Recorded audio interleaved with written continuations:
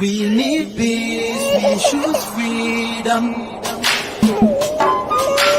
We need peace, we choose freedom.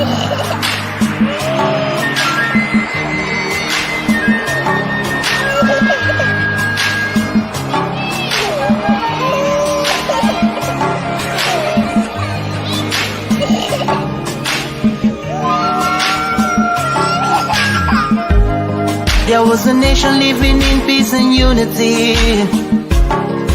Yeah. They are people with love and harmony. Oh, yeah. They saw greatness rise up to its purity. With another people of different culture, a different heritage, bias and oppressive. Oh, I see. A nation from trigger of Africa, rising with strength and might and power. In due time, nobody gonna praise us. Rather, you all gonna embrace her. With your flag, with your flag, with your flag, with your flag. Oh, yeah. Let the tears of our mothers who lost their children be heard. Let the blood of our heroes speak from now till forever. Let the whole wide world know Biafra is our home.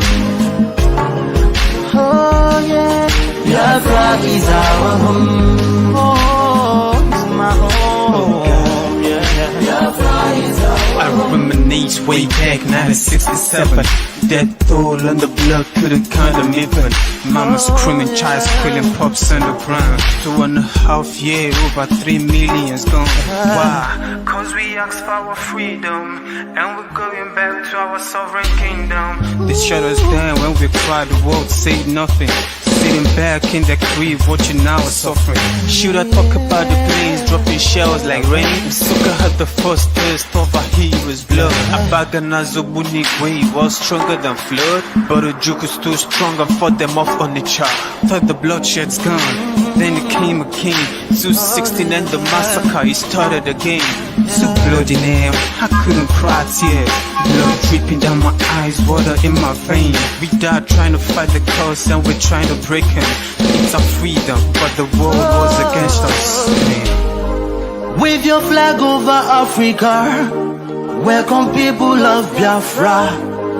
Wave your flag over all the world. See those people of Zion is here.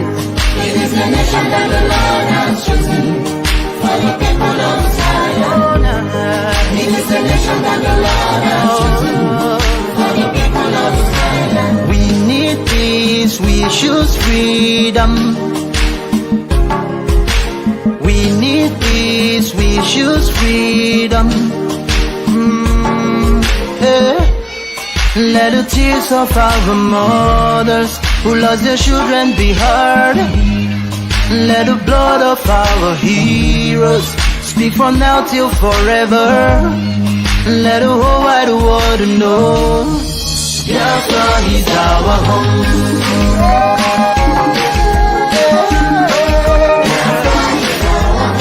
I see the rising sun from Africa. Oh, this is time of victory. Oh, yeah. I see future in Africa. Oh yeah, people of Biafra. See light shining on the world. Oh yeah.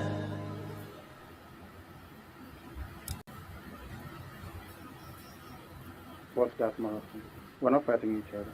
We know where we're going. We're going to get there. There is nothing anybody can do about it.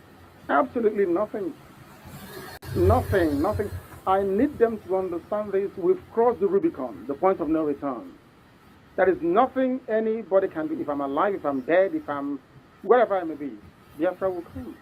If I'm dead, it's even better because it will come far more quicker. I can assure you. If Biafra is fighting for you, no one will touch your property. If you're fighting alone, you're bound to lose it. So Biafra is the best. We will become the 16th member country of ECOWAS. If Nigeria doesn't release those properties, then we'll take them to court and we'll get them back.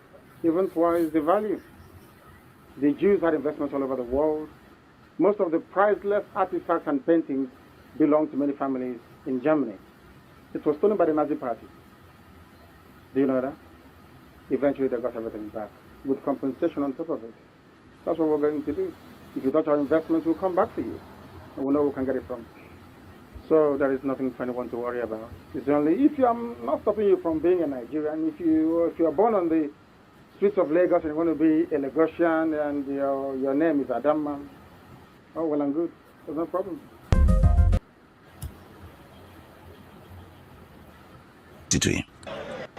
Onye si na-akata anya ahụhụ ma ọ bụ na anyị fee arụsị anyị wee na-efe arụsị igwe were iwe gị na ọmụma gị wee bịa leta anyị ụmụ anyị wee na-anwụsị ụfọdụ nọ n'ụzọ ije ha anaghị alọta ụlọ ọzọ nne na nna wee na-ata ahụhụ wee na-ata ikikere eze nwaanyị kunye ka ọ gaa ubi gaa rụọ ọrụ Fulani chiri ehi bata ebe ala gị n'iyi okwu ebepụ ya isi anyị pụta anyị kpọpụ onye nwe anyị n'ugwu Awụsa ahụ ejide anyị wee gbuo ihe ọ bụla anyị mara aka n'ime ha si maka ha gaa n'ihu elekwa ọdụ ụgbọ mmiri n'igwe ọcha bụ ememiri ọya nke dị na Kalaba otu aka ahụ anyị na-ala nsọ ebe Biafra bụ ndị kọstọm sokwenye anyị n'etiti anyị anọghị n'ime mmiri kama kọstọm jiri ebe niile ha wee na-ata anyị ahụhụ anyị kwuo ekosịpụta anyị ka kpọchie anyị kwuo ekwasịpụta anyị ka gbagbuo anyị onye nwe anyị na Chineke na nke bi n'igwe ọ bụ ụzọ dị anya ka isi wepụ ndị iro anyị n'anya wee karịa ndị nke gị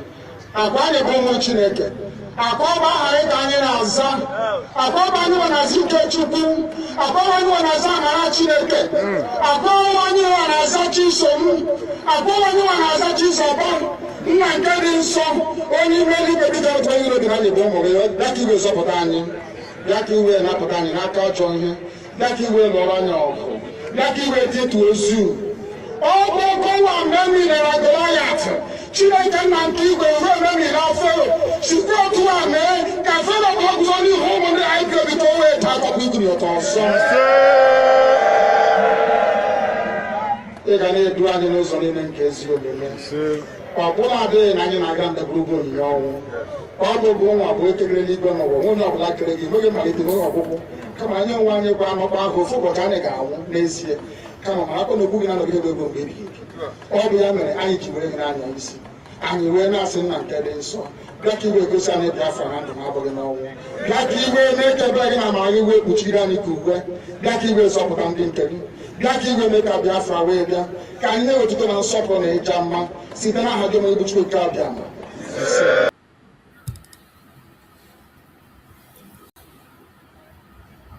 Welcome. Thank you for joining me on this very evening program. I appreciate everyone that have connected wherever you are connecting from. I thank you for being part of this program. I wish every one of you a very happy Sunday. It is Sunday today, and a time that people go about their businesses, people get themselves busy with one thing or the other, but we don't have a holiday as far as this very struggle is concerned. I can see my beloved sister, Mazi Akere. Thank you so much, my beloved sister, Mazi. I appreciate you so much for always being there. You've been one of those people who are very, very consistent and knows what you want. I appreciate you, my sister. And I pray may Chukwu Kukabiyama continue to guide and protect you. So everyone that have joined me today on this very Sunday sermon, I appreciate everyone for joining. It is a special Sunday sermon. As always, you know, we have the responsibility to continue to encourage Biafrans, to continue to make our contributions where necessary. No matter how difficult it is, no matter how hard it is, we will continue to speak. Even if it is one or two people we can be able to reach out to, it will go a long way to make a difference. When I talk to one person, that one person will talk to another, the other person will talk to another. Before you know it, the information will get everywhere. So in this awareness creating, everybody is important, including you that is watching me out there. You are important. That is why whenever you join my program, please like the program and share it. When you like the program, you are actually encouraging the algorithm to invite others to join. And when you share, you never can tell. Maybe through your own sharing, somebody can be awakened. Maybe through your own sharing, somebody can be encouraged. Maybe through your own sharing, those we want to speak to can hear us. Our information here is not just to Biafrans, not just to Nigerians, but to international community. That is what we do to make sure they hear us, because we can't be silent. You know, there was a time when we had a very loud voice, like Mazi Nnamdi Kanu and Mazi Simon Ekpa. When they were there, their voice was very loud that you can't cover it. It doesn't matter how you try, you can never cover their mouth. And no matter how you deny the reality, it continues to stare you at your face. So, but now we don't have that media coverage. We don't have that media power like we have then. So that is why everybody now need to go to work. No matter how little, just continue to do what you know is best. And as I have always said, you have the right to be in any group you want to be. You have the right of freedom of association. That is one of the things that the Biafran people signed on to. Freedom of association. You are entitled to associate with anybody. You are entitled to be in any group. But the most important thing you must do is that wherever you are, make sure the unity of purpose is there. The Biafran unity of purpose. The Biafran unity of purpose is nothing but a pursuit of self-determination. That is our goal. Pursuit of self-determination. Any group where you are, make sure that is your focus. But as for where you will be and how you want to be there, it is your own business. You are entitled to whatever you want to do. You are entitled to express yourself the way you want to. You are entitled to be in any group you decide to be in. Nobody is going to push you away and say, oh, you must not do this, you do that. No, that is not why we are here. The main purpose why I anchor program every day is to give people the opportunity to express themselves. I give people opportunity to express themselves. You must not agree with me all the time. You must not agree with me every time. You can have your own opinion, and you are entitled to your opinion. The same way I am entitled to my opinion here. Even though I am the one handling this platform, I have my own opinion. And you that is watching me have your opinion, and you're entitled to it. My purpose of coming online every day is not to cajole anybody or to muzzle anybody to believe me by fire by force. No. It is to make you to think more, make you to reason more, make you to look into some other perspectives. You might have a different perspective with what I have in mind. There is nothing bad about it. But we must learn to appreciate each other and understand the differences that we have. Those differences must be there. There's never a time that we will be in the same group. There's never a time we will have the same opinion. Opinion might differ, but when it comes to purpose, let our purpose be one. The reason for which we gather in different sections and different groups, let it be one. Self-determination, the freedom of the Biafran people. So I appreciate everyone that has connected wherever you have connected from. Thank you so much for joining. And this very Sunday sermon, we are going to touch so many things that have happened within the week. A lot has happened, and more is happening. A lot has happened. More is happening. But the most painful one is the one that is hurting our struggle. One of the most dangerous things that is heartbreaking is the sabotage of Biafra struggle by the Biafrans themselves. That is the most heartbreaking. That every day I come online, I speak about it, I touch that very topic because it is the most devastating thing we are facing today. And every blessed day we see that those who have sold their soul to the devil, they are not relenting. Even when you think they are going to stop, they increase their force, they increase their lies, they increase their propaganda. I don't know what they think when they come online, they open up, put on their camera, and knowing fully well that the whole world is watching them, you sit back and you are destroying the same thing you claim to build. The battle that Mazi Nnamdi Kanu have fought for many decades, going to 2 decades now. And today he's facing life sentence because of this self-determination. Mazi Simon Ekpa fought for this purpose. And today he's facing jail time in Finland. And yet, you think it is right for you to come and begin to castigate them. I don't care the way they are doing it, even if they are not doing it right, which everybody cannot be 100% correct. Even if they are not doing it right in one way or the other, nobody can be excellent. Even if you are being given the chance to rule, you cannot do better than they did. You can't. If you are given this power you are looking for, you cannot do even 1/4 of what they did. So I don't know how you think that coming online to insult the leader, the face of the struggle, you think is all right. To on your camera and you insult the face of the struggle. No sensible person will do that. But every blessed day, I see a very dangerous move that the government of Nigeria have started. And that is why Nigerian government today have relaxed. I bet you that Nigerian government is not facing any challenge today in terms of issue of Biafra. They have succeeded in making us to war against ourselves. They have succeeded in driving our attention to the main purpose. And today we are focusing on irrelevant issues. More especially, the paid agents that have paid, Igbo people that speak Igbo, that we are paid only to castigate and destroy the image of the struggle. More especially, that woman they call Nneka Chimezie. The woman is bent on destroying herself, not Biafra. Nneka Chimezie is bent on destroying herself, not Biafra. I just saw some clip where she was interviewed, the one that said that she's the wife of Mazi Nnamdi Kanu. A very shameful interview. I couldn't even watch it. I couldn't even watch it to hear what they are saying. But it's shameful. This was what happened when Mazi Ekpa warned this woman, don't go and face the interview of the DOS on the Biafra. Don't. It is better you remain silent. Don't even participate. Don't put your mouth in it. Because whatever you said there will be used against your own husband. Whatever you say will be used against you. She neglected that advice.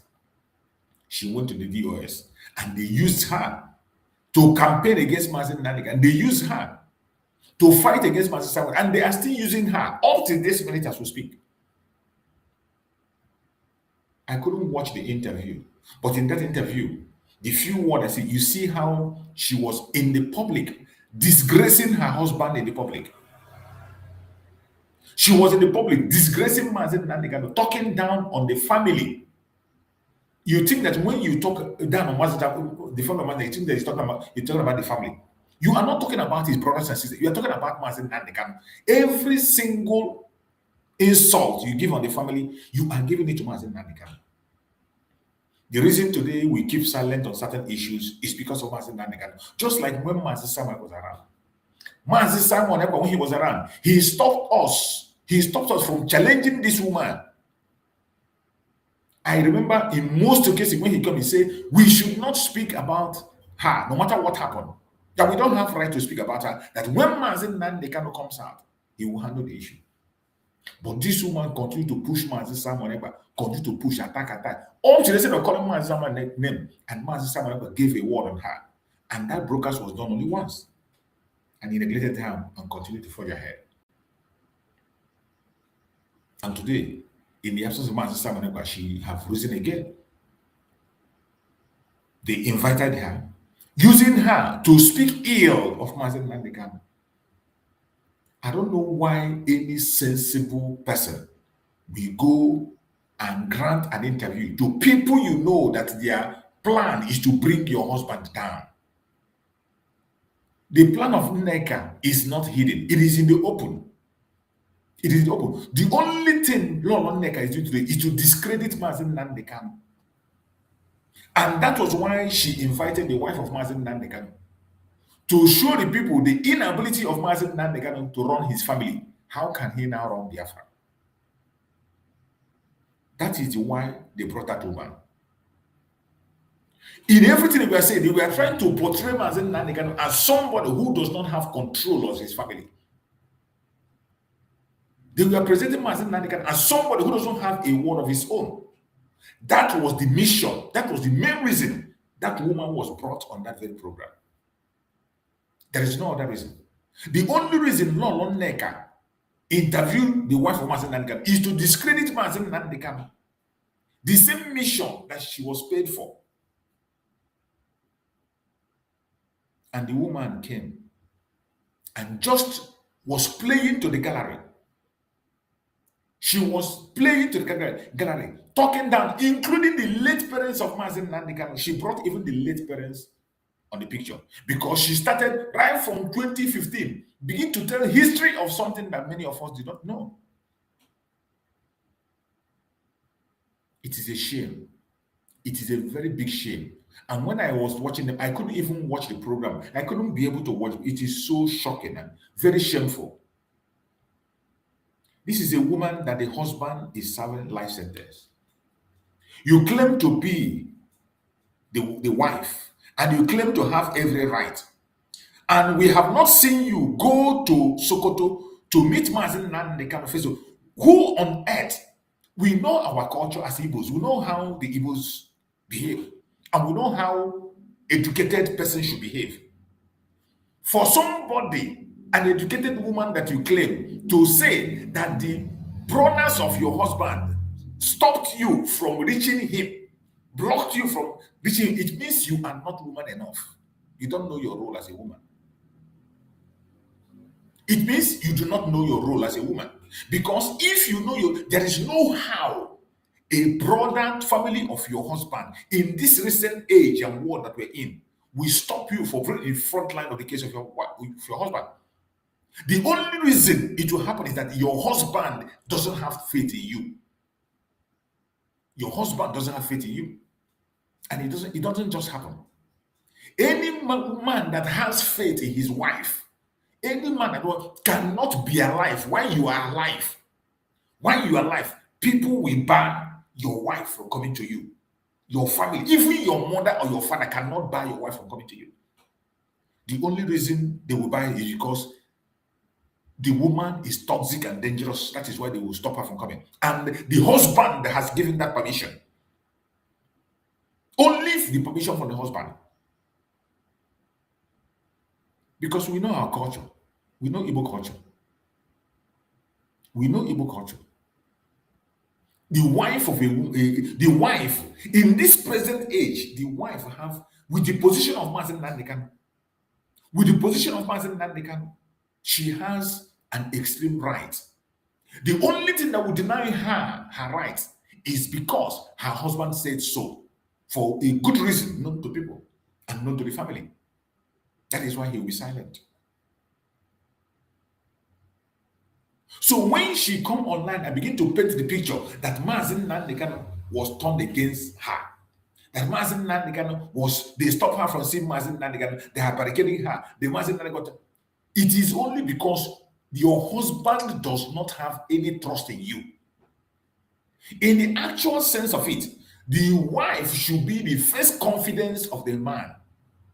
Once a man is married, the wife should be the first confidence. And when they paint this picture, they are only trying to tell us and make us believe that Mazi Nnamdi Kanu is not man enough to take his decision. This is the picture Nneka is painting with the DOS. The picture they are trying to paint to the world is to show the world that Mazi Nnamdi Kanu is not man enough to take a decision and manage his family. Then how can he manage the Biafra struggle? Which is the mission of Lord Nneka. You see her, she has been shouting, why must Mazi Nnamdi Kanu give order? Mazi Nnamdi Kanu is not the only one in IPOB. He's not the one that creates IPOB. It's not because of him. There are so many other people. When you listen to her, when you don't listen to her program in whole, if you are just somebody who watch and run away, you won't understand. That woman has a great mission, and the government of Nigeria paid her very well. They paid her to the extent that they made a chance for her in VOP. She goes to BAP time and time to broadcast against Mazi Nnamdi Kanu. But to this level she has gone is the highest of all.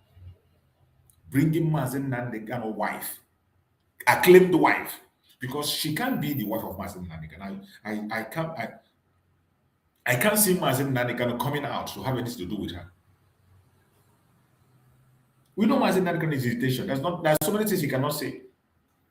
But I don't see Mazi Nnamdi Kanu coming out to continue with that woman. We know what happened to Mandela and Winnie Mandela. When Mandela came out from prison, we know what happened.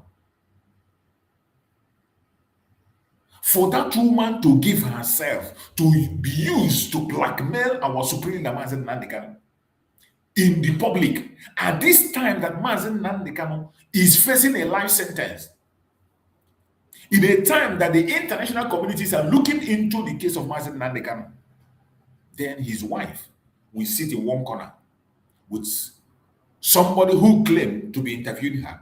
And what she does is to denigrate the image of Mazi Nnamdi Kanu, to tear the respect that Mazi Nnamdi Kanu had apart, to tell the world that Mazi Nnamdi Kanu is not a man enough to guide his family. Mazi Nnamdi Kanu is not man enough to take his own decision. That Mazi Nnamdi Kanu is being controlled. The supreme leader of IPU, Mazi Nnamdi, is being controlled. You are a joker. You are a joker. Only an idiot and a mad person will believe that nonsense.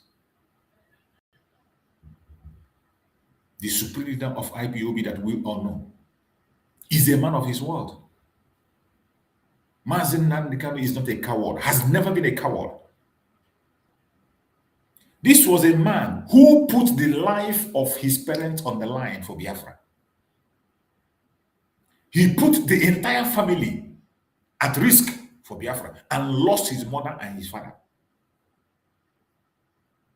That is the man you are coming to let us know that he can't be able to take decision on his own. You are telling me that Mazi Nnamdi Kanu doesn't know the wife he married. You are telling me that Mazi Nnamdi Kanu all of a sudden does not know the woman he married.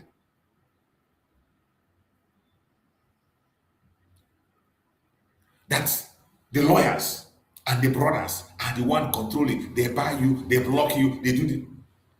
This is just I can't understand it. I can't understand it. That the lawyers block you. The lawyers block you from coming to court when Mazi Nnamdi Kanu has court. The lawyers block you to visit Mazi Nnamdi Kanu in Sokoto. When you go there, they will not allow you to go and see him. The brothers and sisters, they block you, you cannot go and see him. Your own husband. And your husband that trusts you will not give an order that he wants to see his wife.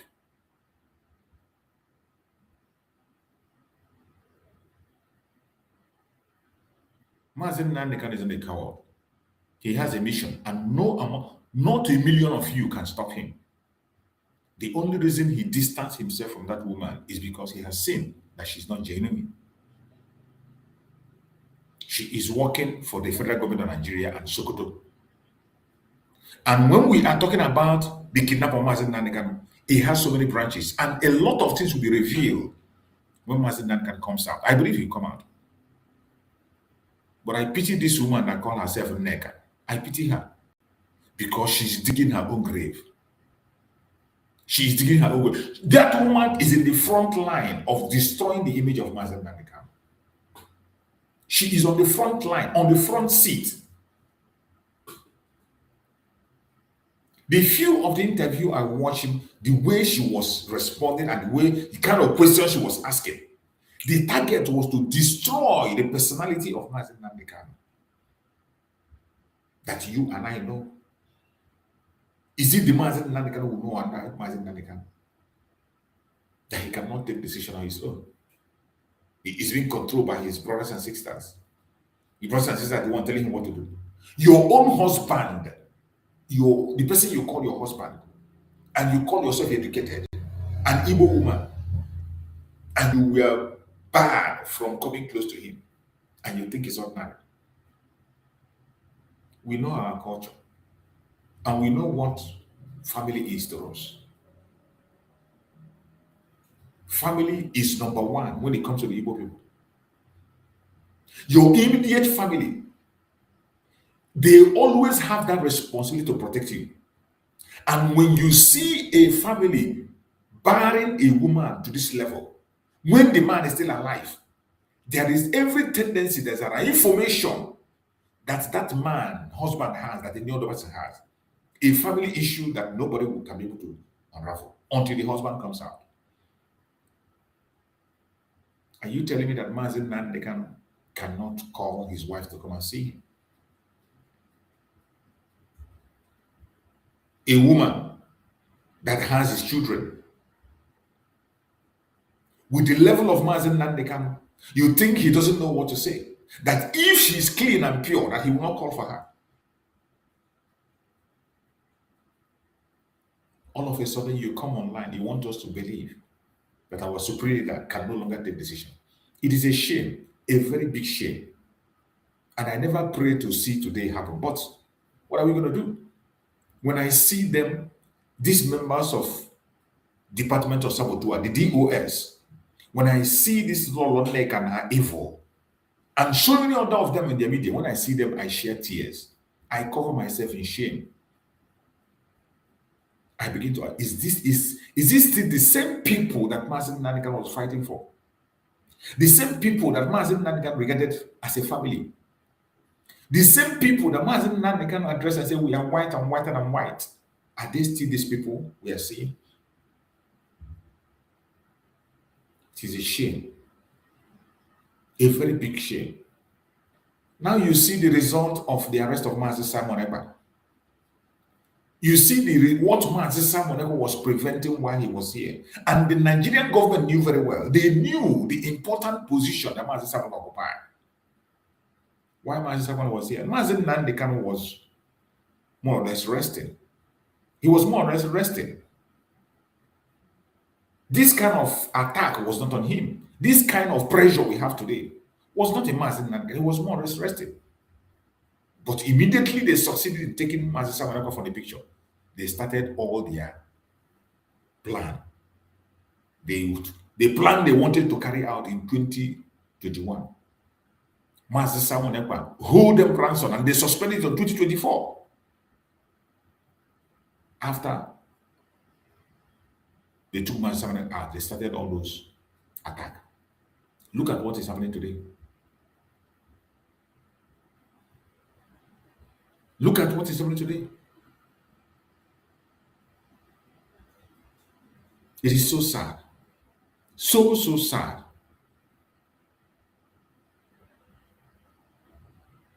So sad. I can't believe when I hear her, I can't believe what I was seeing. Even from the way she was narrating, you can understand that there is no responsible woman, no matter what the family of your husband have done, no matter their anger, no responsible, in the condition that your husband, you will go and grant an interview that was meant to destroy the reputation and the image of your husband. You go and grant an interview to satisfy the enemy of your, that is the most dangerous aspect. Every single person she's dining and whining with are the people that Mazi Nnamdi Kanu don't want to associate with. The people that you are not trying to make me believe that Mazi Nnamdi Kanu can no longer take a decision on himself. Is it the same Mazi Nnamdi Kanu we saw in the court that was speaking in the court? The Mazi Nnamdi Kanu we saw in the court speaking out. And all those times he was coming to court. What stopped her from coming to meet Mazi Nnamdi Kanu? So when you come to court of your husband, as the wife of Mazi Nnamdi, when you come to court, the police will say, did we ever hear that you came to court and they said don't enter? Did we ever hear anybody? I want everybody in this program, tell me, have you ever had any report that the wife of Mazi Nnamdi Kanu came to court to see her husband, didn't have a court appearance, and the police stopped her from going to see her husband? Did you ever hear that? Since Mazi Nnamdi Kanu is in Sokoto, have you ever heard that she went to Sokoto to see Mazi Nnamdi Kanu and she was stopped? And when I saw that interview, it was like that interview, I don't know whether is it she that traveled to Nigeria or Lauren Neck and went to UK to go and see her. I don't know because I don't want to know. But when I saw them, it's not as if it was not as if it's a Zoom, the one I saw. It's like they were sitting in the same place, which means it's either one of them who have visited each other. But when it comes to the issue of going to see your husband, you say they barred you, they stopped you, they blocked you. The only reason your husband does not want to see you is because he has seen that you are the source of the problem. You are the source of the problem. And it's only Mazi Nnamdi Kanu that can open his mouth and tell us what we need to know. That was why even when you were talking your rubbish, Mazi Simon Ekpa told us, don't attack her, leave her alone. That Mazi Nnamdi Kanu will put a nail on it. Mazi Simon Ekpa didn't attack her. She was calling Mazi Simon Ekpa name, calling her him different kind of a thing, attacking. It's only once that Mazi Simon responded to her once. And he told us, don't attack her, don't. He stopped us from responding to her in the media. Well, look at what she's doing here and there, jumping from one place to the other. The same woman that could not be able to grant interview to the BBC or national media in respect to the situation of her husband. How many times have you seen her granting interview to media networks on the husband issue? How many times? Only to go to mushroom blackmailer, Nneka.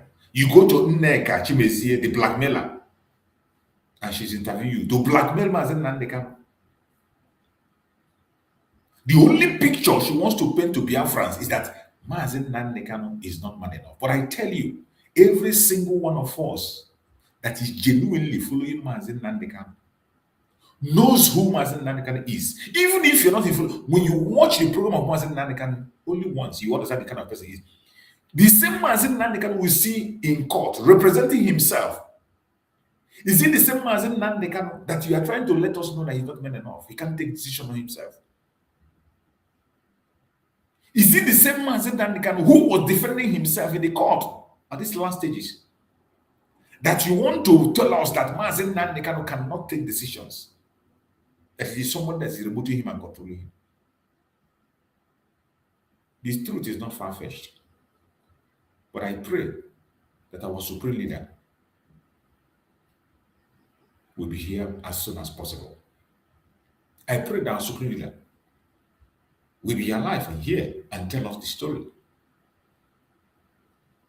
Now, when we talk about the kidnap of Mazi Nnamdi Kanu and what he went through, it is not far-fetched. And when you go and listen to the program, what do they call him? The man they call prophet. I've forgotten that prophet, whatever they call him.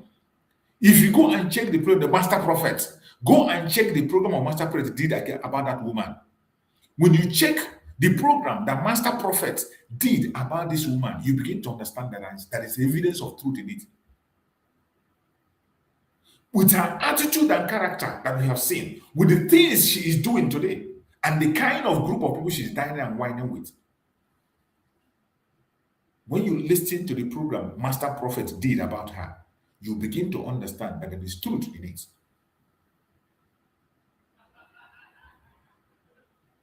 You begin to understand that there is truth in it. So, my fellow Biafrans, it does not matter what you hear. It does not matter what you see. I beg you in the name of Chukwu Okike, do not relent in doing what you need to do. Do not relent in doing what you need to do.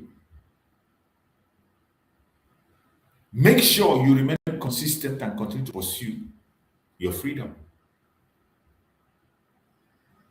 Don't relent. Continue to be consistent in whatever you are doing. The genuine Biafrans cannot be distracted. The genuine Biafrans cannot be deceived. Genuine Biafrans cannot be bullied. Their target is to distract you and divert your attention from the real issue. But I tell you, for you to change the mind of the Biafrans against Mazi Nnamdi Kanu is a mission impossible. You can't succeed. You can never ever succeed in such. Changing the mission, the mind of Biafrans against Mazi Nnamdi Kanu is an impossible mission, and you can never ever succeed, no matter how you try. It is sad, but that is where we found ourselves today. That today, even the government are relaxing, and the Biafran people have taken upon themselves the contract of destroying the struggle. The people that are fighting day in, day out to see that this struggle does not succeed are the same people who are supposed to be free. The same people who freedom is meant for. They are the one today that is going against the freedom. My fellow Biafrans, wherever you are watching this program from, I urge you to stay strong, no matter the challenges that we will all be facing, no matter all the attack and distraction that is going to be coming from east, west, north, and south. A lot of things are going to be happening, but I urge you in the name of Chukwu Okike, don't get distracted.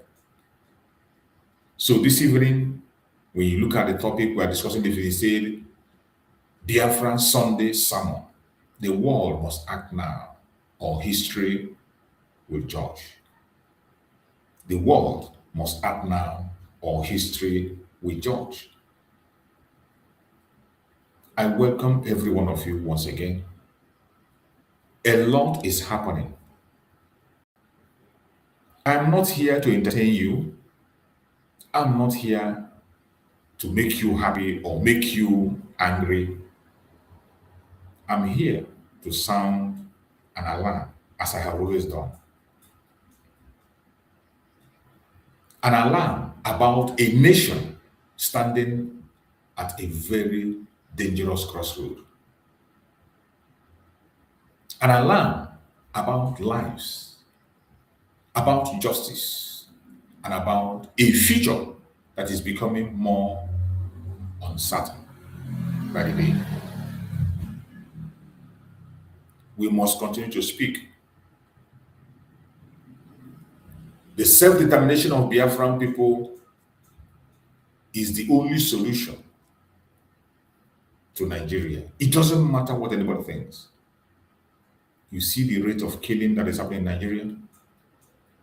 It is not going to get any time better. It is not going to get better. If you are dreaming and think it's going to get better, no, it will not.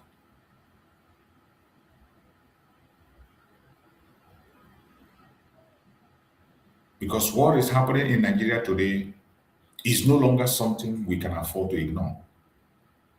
The situation of the contraption called Nigeria can no longer be ignored. If we continue to look away, if we continue to remain silent, we may wake up one day to a reality we can no longer fix.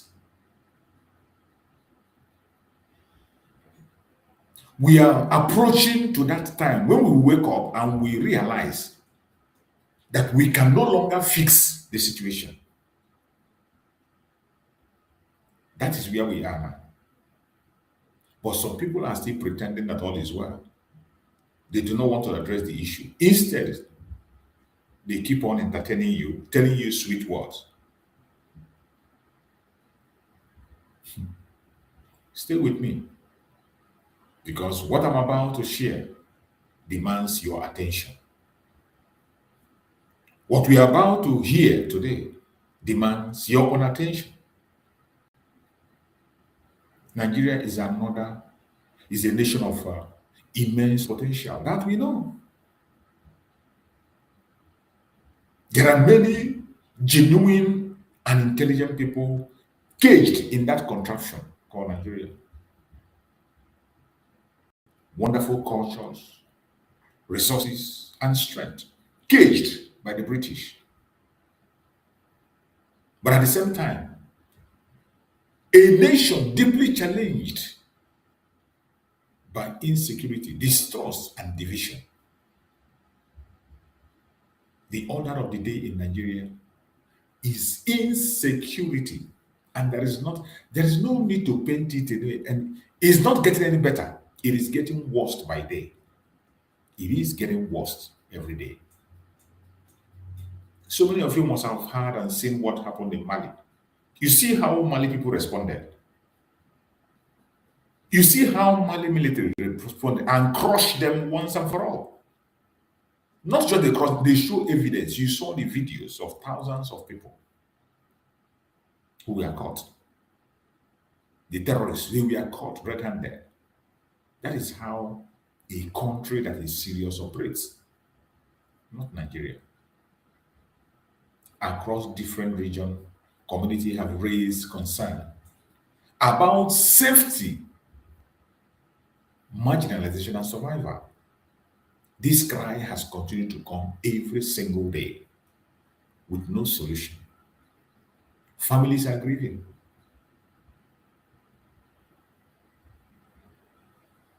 How long are we going to continue to pay attention to this madness? How long? How long are we going to pretend that all is well when we know that everything is not all right? Wherever you are watching this program from, my brothers and sisters, we need to wake up from our sleep and take more action. We need to be more serious because it seems like we are playing with the situation. The world is waiting on us. The world is waiting on us. What is happening in Nigeria today is no longer something we can ignore. Never. It is not something that any sensible or reasonable human being can ignore. It is not something anybody can hide. You can't hide it, no matter how you try. And it is no longer something that we should pretend not to see. But somehow, the zoo, they are trying to hide it, but they can't hide it. And the world is pretending they are not seeing it. And it's staring at them. You can't pretend. You can't pretend about what is happening in the Zoological Republic of Nigeria. No matter how you try to run away, you cannot. You cannot. I speak today on 3 urgent matters. 3 urgent matters that must be looked into. The ongoing crisis and the suffering in the Zoological Republic of Nigeria. The call for Biafra self-determination and the demand for justice, including the release of our leader, Mazi Nnamdi Kanu and Mazi Ekpa. This is not a message of hate, as I always say. It is a message of truth, a message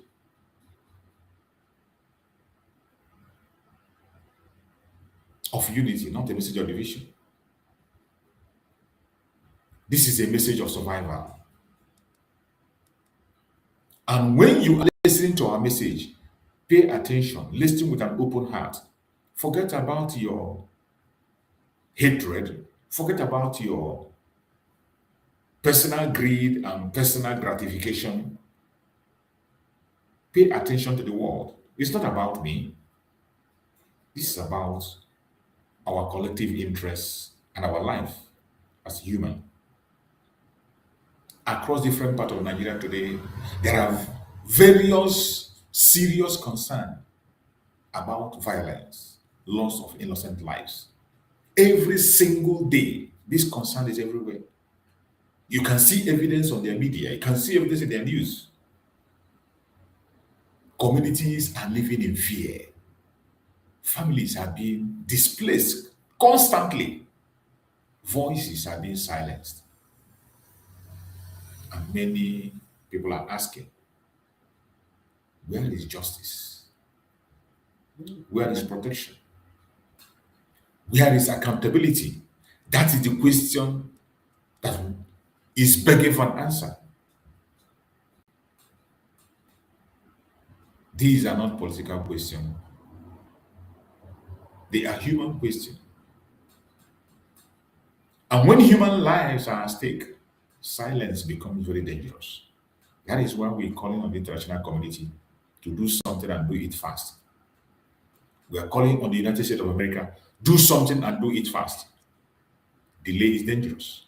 And the more you continue to delay, the more the life of the people will be exposed to danger. Delay is very, very dangerous. As people of faith, we must ask ourselves, what is our responsibility in time like this? What is our responsibility? The scripture reminds us that righteousness exalts a nation, but injustice brings pain and suffering. That is what the Bible says. The big prophets you have in Nigeria, all your GO, do they read this scripture? Do they see this portion of the Bible? How many of them preach about this in their churches today? How many of them called out the atrocities against the Christians in Nigeria today in their churches? They are so scared, so afraid. They don't want to lose members. They don't want to lose their church. They don't want to lose their grant. But remember, the scripture reminds us that righteousness exalts a nation, but injustice brings pain and suffering. When people cry out for help, we must not turn away. When truth is uncomfortable, we must not bury it. But today, even the church is helping them to bury the truth. The church is actively helping the enemy to bury the truth, including the truth about the Christian genocide. General overseers, pastors are helping them to bury the truth. How many of them spoke about it in their churches today? How many have been speaking? They are silent. Because history has shown us again and again that silence in the face of suffering only allows it to grow.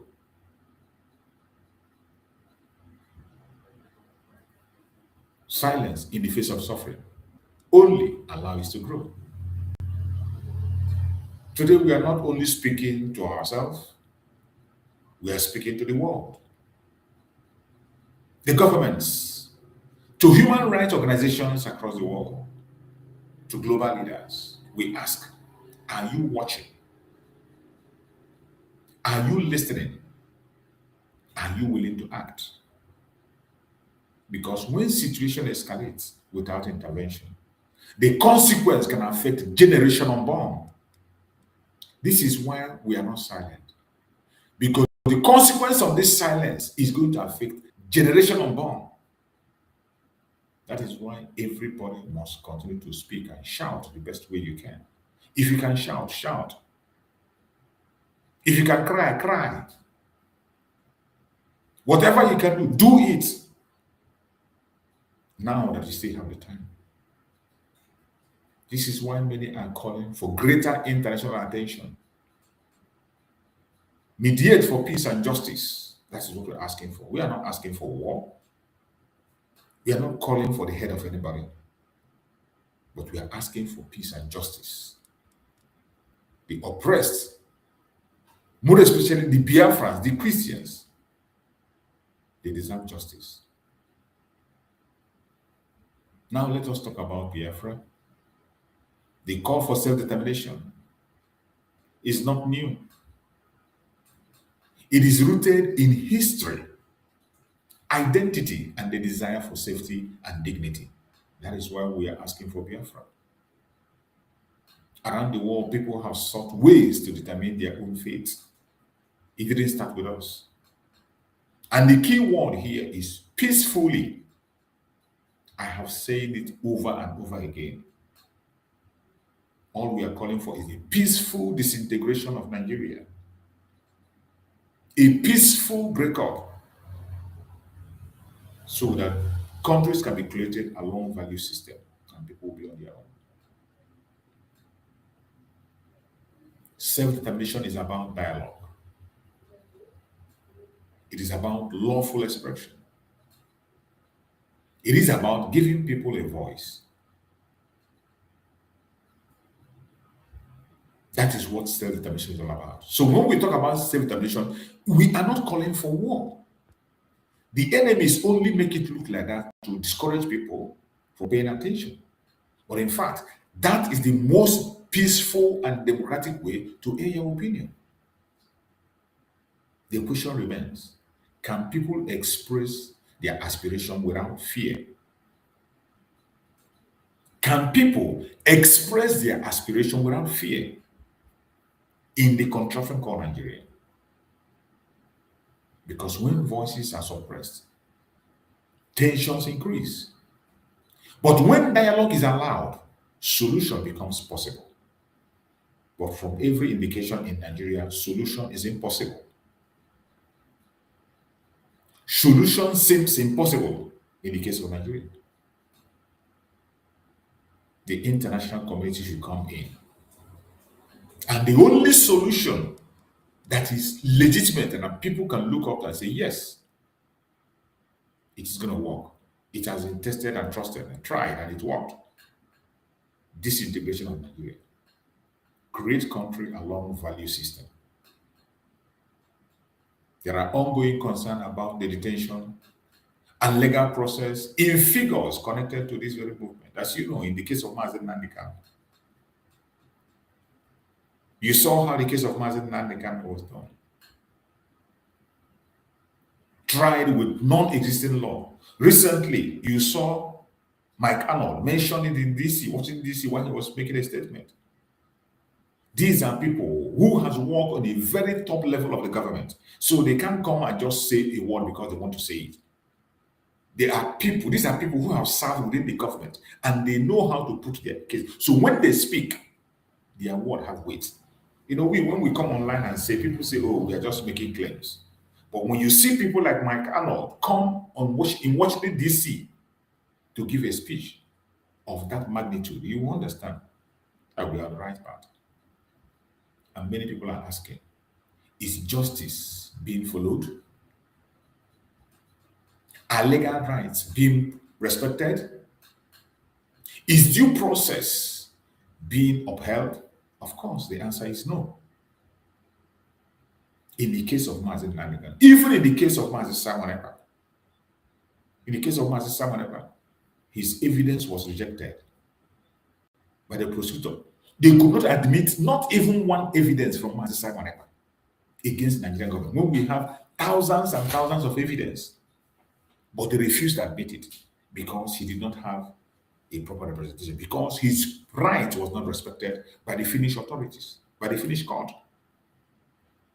And on the 5th of August, we are going back to court to challenge that on the appeal. And by the special grace of Geopolitical, the international lawyers are going to do a great job. It will be a different outcome. With the evidence at hand, it will definitely be a different outcome. So Mazi Ekpa is coming home very soon. Many people are asking, is justice being followed? Are legal rights being respected? Is due process being upheld? That is the question many are asking. Justice must not only be done, it must be seen to be done. When we talk about justice, justice must not only be done, it must be seen by everybody to be done. Did you see justice in the case of Mazi Nnamdi Kanu? Did you see justice in the case of Mazi Ekpa? People who were fighting for self-determination, that we know that is a right. It's a right, not a privilege. They have been sentenced for that, convicted for self-determination, simply because they are Biafrans. Well, we shall see to the end. Because when trust in justice is shaken, the entire system is affected. The entire system is affected. Let me say this clearly. This is not about division. This is not about dignity. It's not just about, we are not just waking up to come and say, okay, divide. There are reasons why we are saying what we are saying. It is to save life, because the life of people is in danger, to save humanity. So it is not just about division. It is about dignity, the dignity of the people that we are talking about. It's not about conflict. This is about humanity. We are talking about humanity, in case you don't know. And this is not about the past. This is about the future. We are talking about our future as Biafrans. That is why we are doing what we are doing. That is why we are shouting, we are talking, we are coming online day in, day out. A future where people can live without fear. Communities can thrive in peace, and justice is not selective. That is why we are crying every day. That is why we are shouting every day. And we will continue to cry and we will continue to shout until our voice is heard. So what are we going to do? What must we do? We must continue to speak. Every one of us, as you are in this platform, continue to share the program, like and share the program. Continue to speak in your own terms, in your own way. Write something in your platform. Express yourself on the comment section. Say your own feeling. The world is watching and they are reading. Don't think that nobody is watching. They are watching and they are reading. Not only Biafra, even non-Biafrans are watching. So we must continue to speak and speak the truth. We must continue to speak the truth. We must promote peace. We must support justice at all times. And we must ensure that conversation continue, not with violence, but with wisdom and responsibility. We must continue the conversation, not with violence, but with wisdom and responsibility. To everyone watching, your voice matters. Your awareness matters. Your action matters. Don't say it doesn't concern you. It concerns you a lot. So, my fellow Biafrans, wherever you are, the battle before us is a battle that we must win. It's a battle that we must pay attention to. Nigeria can continue to say whatever they are saying. We have not done anything wrong against Nigeria. It is Nigeria that is coming against us, destroying our lives and properties, killing our brothers and sisters, enslaving us on a daily basis. At the same time, they don't want us to talk or complain, and the world is watching. It is sad. It is a very, very sad situation. But we must continue. And I bet you Nigeria will never go free. Nigeria will never go scot-free. That I assure you.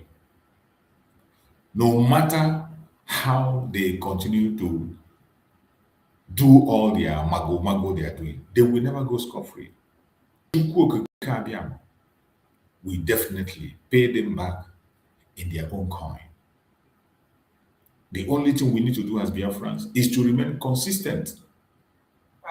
Wherever you are, remain consistent. Don't allow anybody to discourage you. There are so many people that have been paid.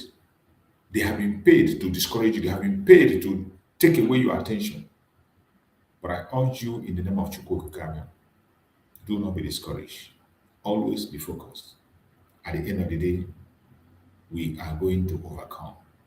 Definitely, we shall overcome. Let us listen to this message that this hour has as Abuja message, and let's listen to what it has to say. Our plight in Nigeria. Whether they like it or not, we will continue to speak. And I bet you, even though they pretend not to hear us, they are hearing us.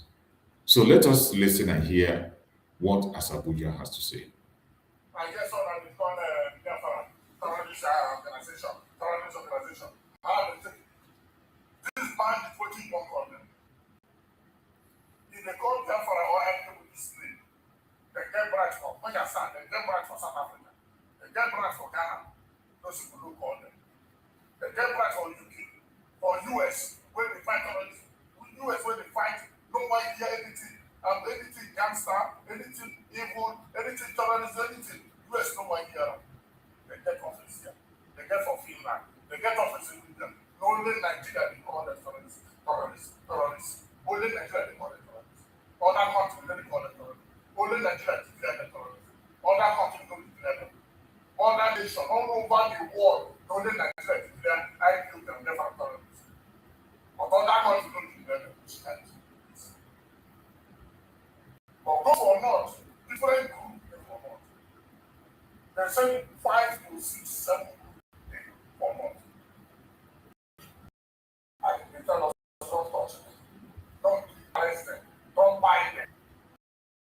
When they catch them, put them into power. When they catch them, put them into uniform. When they catch them, power. When you catch them, empower them. When you empower your enemy, don't empower your enemy. When you make your enemy, empower them. Don't be to come fight you. Don't be to come fight you. When you empower your enemy, they give us strength to come fight. If they give us strength to come with you, anybody who don't make himself like enemy, you don't go for it. Anybody who don't make himself like enemy, avoid that. And that is something for my heart is still bitter. Nothing you will do to please them. How that they carry this battalion. This battalion come put into power. Give them out. Then Jesus Christ. You don't go. They gotta see. See people there. See the battalion. See 700 and something. This one are the one where they show us. What of the one where they don't show us? What of the one where we don't see? What of the one where they do for backyard? What of the one where they hide it well?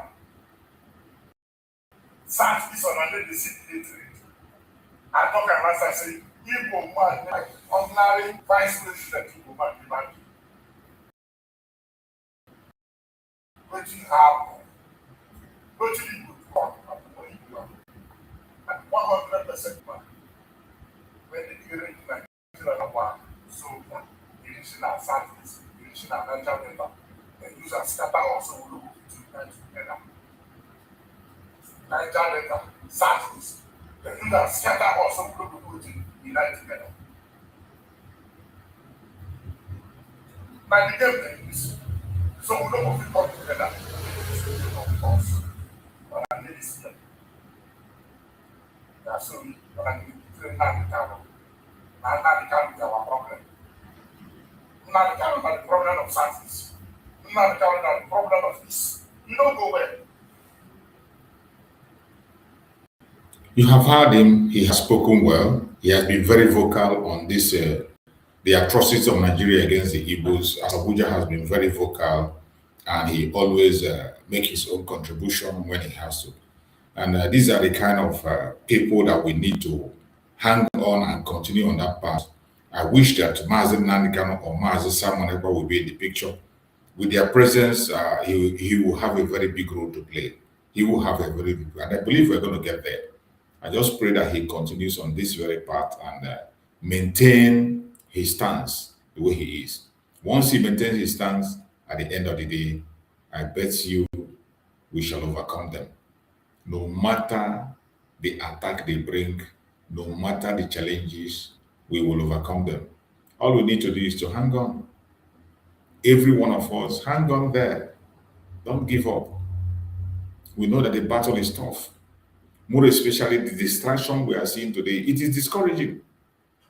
When you open the media and see what Biafrans are doing to themselves, sometimes you'll be wondering, what are they looking for? What do they want? It is heartbreaking, very heartbreaking when we see what is happening. It is heartbreaking. But at the same time, Are we gonna say we're not gonna because of that? No, we will continue doing what we have to do. Every one of us, we still have to continue to fight our battle. We'll continue to face our challenges. We continue have to do what we have to do to make sure that our voice is heard. So never give up, no matter how difficult it is. So once again, I think we are going also to go to their media. We go to their media and also get some updates that's coming from media.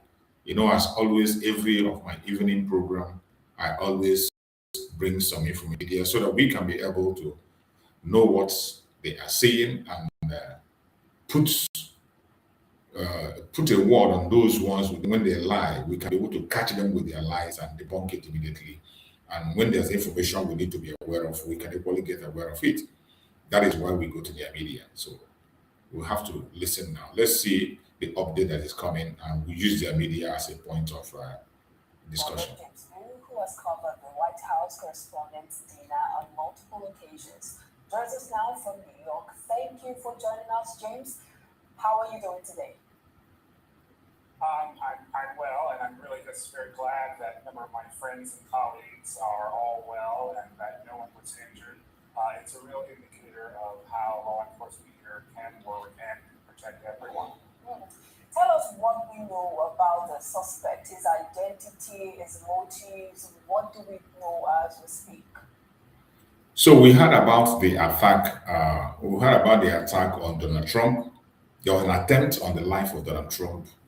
And when you see the way they are making attempts to take out Donald Trump, you will know that that man has something to offer.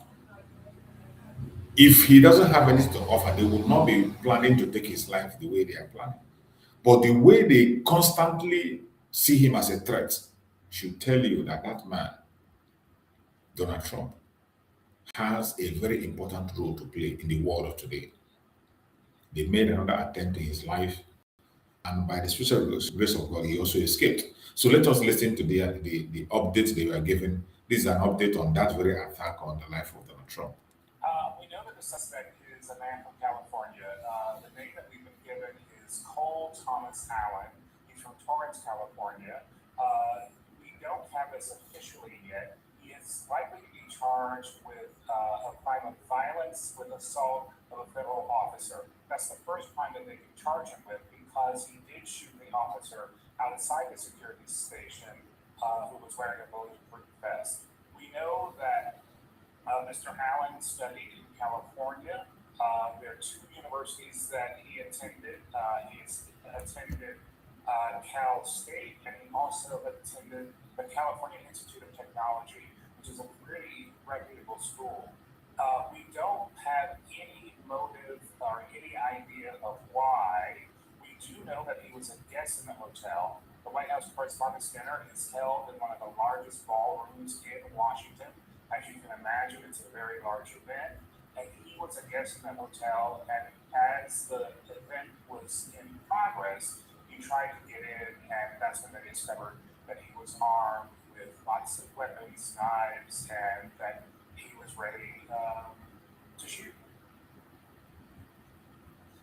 From your perspective, what is the White House Correspondents' Dinner? The White House Correspondents' Dinner is an annual fundraising event. The White House Correspondents Association are the members of the press, both domestic and international, who cover the U.S. president. And in addition to sort of advocating for the press, there's a very large, generous scholarship fund that allows the association to support interns and to support the development of young journalists in Washington. So this event is a premier event fundraising for the scholarship fund. And what happens, all the media organizations come to Washington for lots of parties, and lots of side events. It's basically like the sort of journalist version of Davos. And it's really quite a packed week. There are parties starting sort of Tuesday night, going through Sunday afternoon. But of course, with this incident last night, which happened just as the salad was being served, the dinner was ended, the after parties were canceled, and there was a real sense of the journalists who were actually, having the dinner and actually being feted, actually had to go to work reporting a story that was just happening right in their midst. Indeed, a very sad incident. But what does this say about security and also the threat environment in Washington, especially at high-profile political gatherings like this? Well, generally security at the event is quite clear. Because the president was going to be in attendance, there's Secret Service clearance. You have to go through the bags, just like you're at an airport. But again, because this guest was at the hotel, he was able to get into the area just outside of security because he had access as a guest of the hotel. In general, security at these events are very, very, very good. However, in the past sort of 2 years, there have been several attempts on President Trump's life, which really makes you wonder what is happening at the Secret Service. Why are there so many people with guns getting so close to the U.S. president? And I think that's where the conversation is going to go in the United States. People are really going to want to know, how can this happen again repeatedly? But to be clear, the gunman did not enter the perimeter of the event. The gunman did not get into the secure zone. The guns and the shooting happened outside the security zone. So if there were a place for it to happen, that would probably be the best place. Indeed, and we saw a picture of the gunman being apprehended by security forces. So where are they in this investigation so far?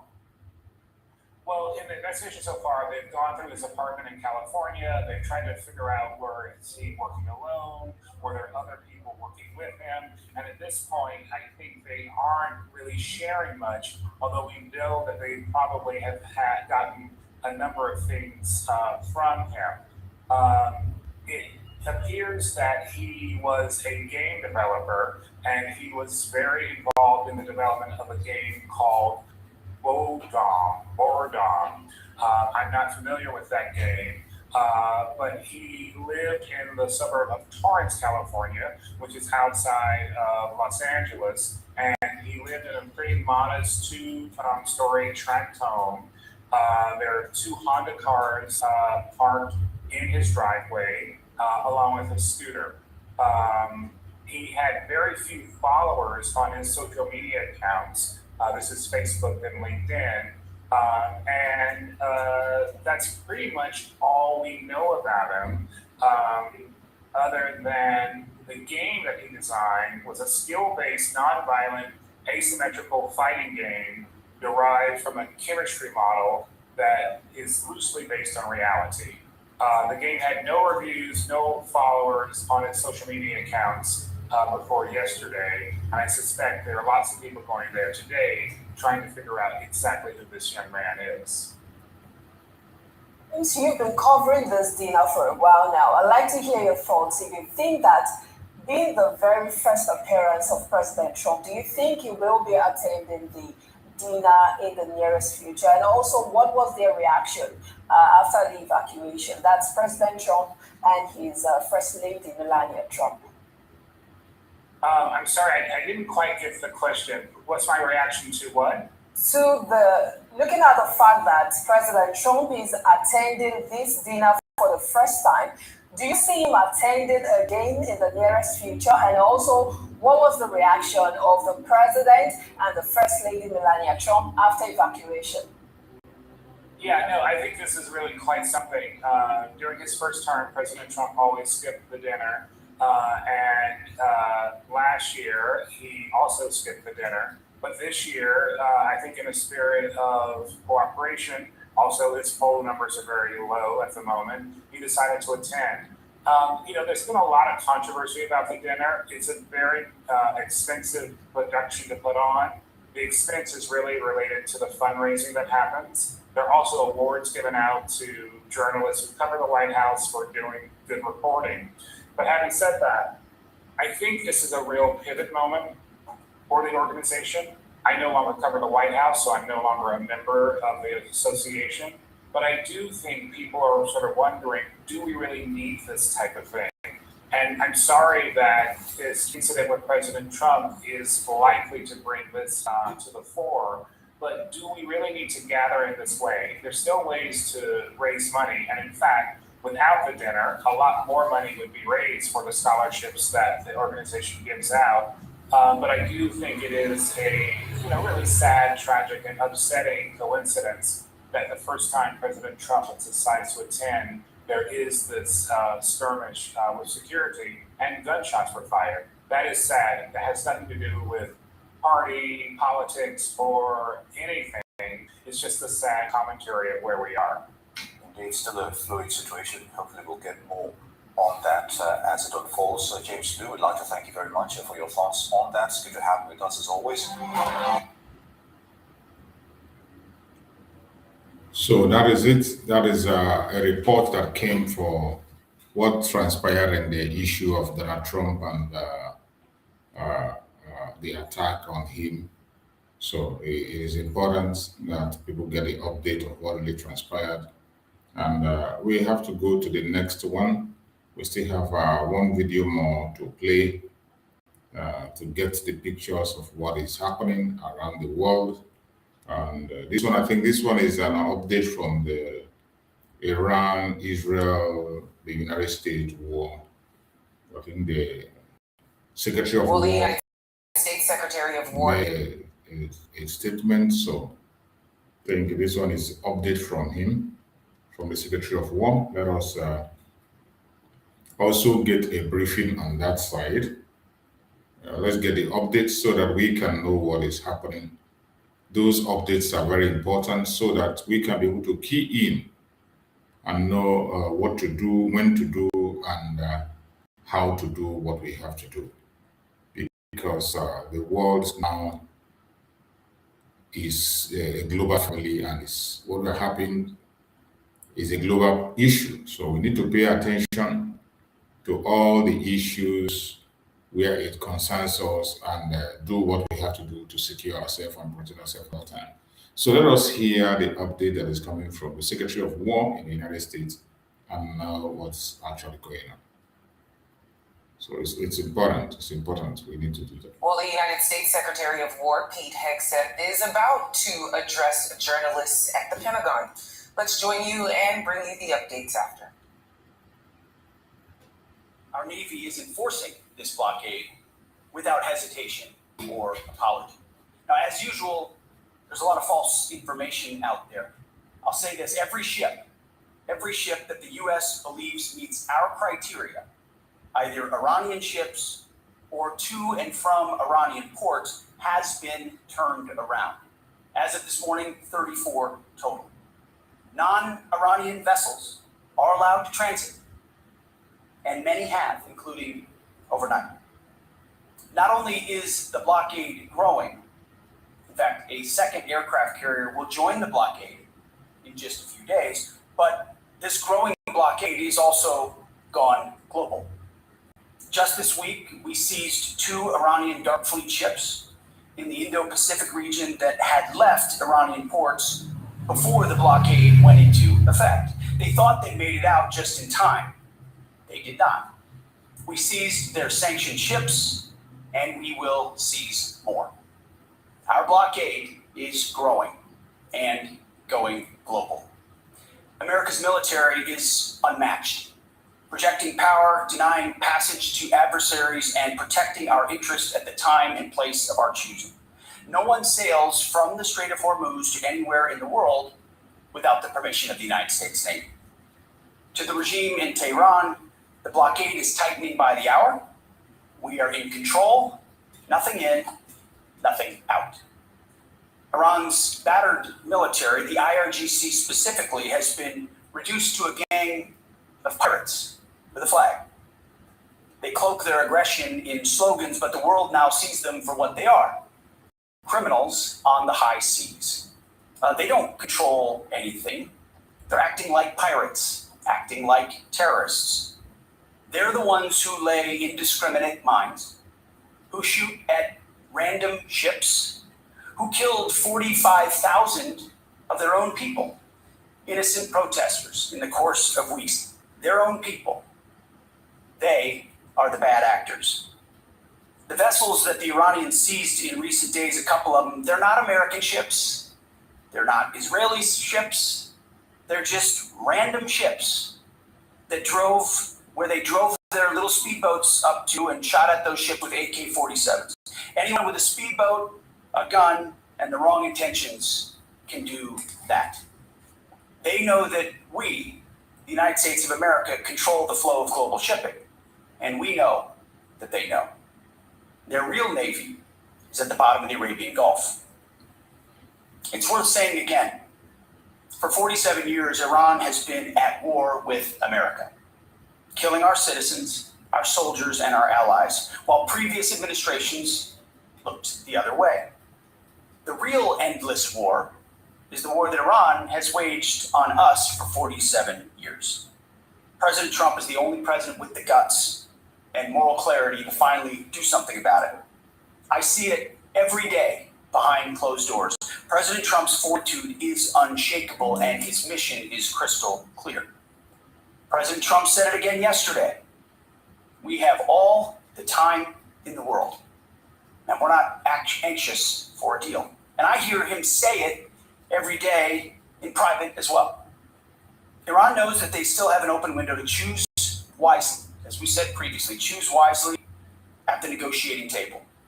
All they have to do is abandon a nuclear weapon in meaningful and verifiable ways, or instead they can watch the regime's fragile economic state collapse under the unrelenting pressure of American power. A blockade as long as it takes, whatever President Trump decides. Because the bottom line remains the bottom line. Iran will never get a nuclear bomb. The choice is theirs, but with this blockade, the clock is not on their side. Moreover, President Trump has authorized the United States Navy to destroy any Iranian fast boats that attempt to put mines in the water or disrupt passage through the Strait of Hormuz, to shoot and kill. Our commanders have clear rules of engagement. If Iran is putting mines in the water or otherwise threatening American commercial shipping or American forces, we will shoot to destroy. No hesitation, just like the drug boats in the Caribbean. It's also worth saying, this should not be America's fight alone. We barely use the Strait of Hormuz as a country. Our energy doesn't flow through there, and we have plenty of energy. Just look at the new global Congo line headed to Texas, a beautiful picture.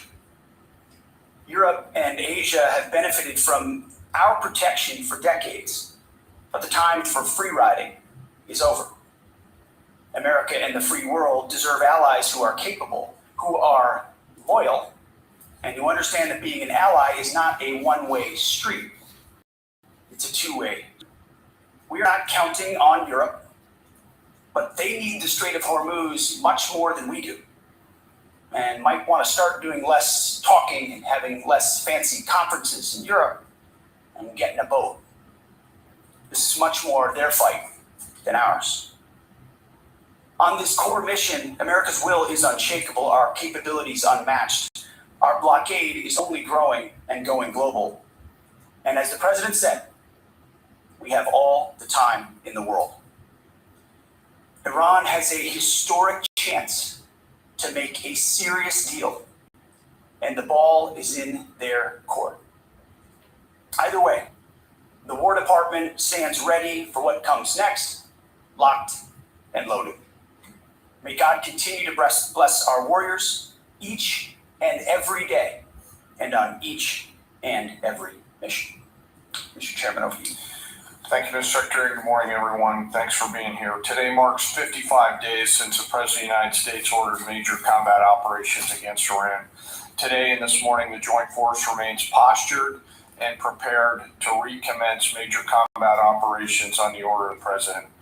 On April 8th, the President announced a ceasefire, and last week, at the President's direction and on order of the Secretary, U.S. CENTCOM began enforcing a blockade against all commercial vessels going into and out of Iran and their ports.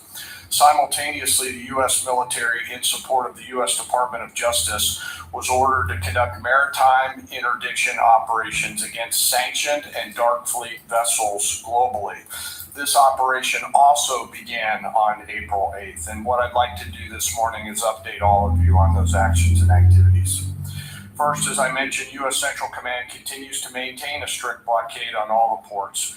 We're enforcing the blockade across the board against any ship of any nationality that is transiting to or from any port or territory. We're closely tracking vessels of interest headed towards Iran and those moving away from Iran that were outside the blockade area when this blockade was ordered. And as everyone saw this past weekend, we're prepared and postured to intercept them. As of this morning, 34 ships have met the U.S. blockade and made the wise choice to turn around. One ship did not, and that ship was the motor vessel Tuska. Over several hours this past Sunday, April 19th, the U.S. conducted maritime interdiction operations against the Tuska, whose crew attempted to breach the blockade line. The Tuska is a large container ship, about 965 feet long, or about the same size as a United States Navy aircraft carrier, and over 100 feet wide. The operation began about 4 a.m. Eastern Standard Time when the United States Navy destroyer approached her, and the crew and the vessel ignored warnings. And I've described how the destroyer force is operating in the area prior. Upon intercept and coming within visual range, American forces began to issue several clear and unambiguous warnings and inform the vessel and their crew that they were in a violation of the U.S. blockade and directed the ship to turn around. Over a 6-hour period, the vessel and her crew repeatedly ignored U.S. warnings. And then the U.S. Navy destroyer executed a series of pre-planned, carefully calibrated escalation options, including firing 5 warning shots. The vessel and her crew continued to ignore warnings. And after exhausting all other measures, CENTCOM authorized disabling fire against the Tuska. U.S. sailors warned the crew of the Tuska to abandon the engine room, and at approximately 9 a.m. Eastern Time, the destroyer disabled the Tuska's engine by firing 9 inert rounds from the destroyer's Mark 45 5-inch guns precisely into the engine room and engine space on board the Tuska.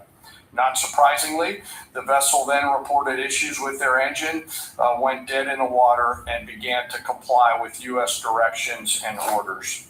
At 4 p.m. Eastern Standard Time, CENTCOM ordered United States Marines to seize the ship.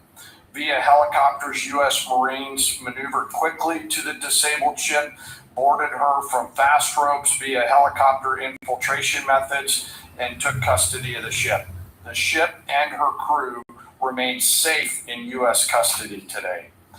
Let me now turn to global operations in the Pacific, and I want to highlight that this is a major interagency effort between the United States military, the White House, the Department of Homeland Security, and the Department of Justice.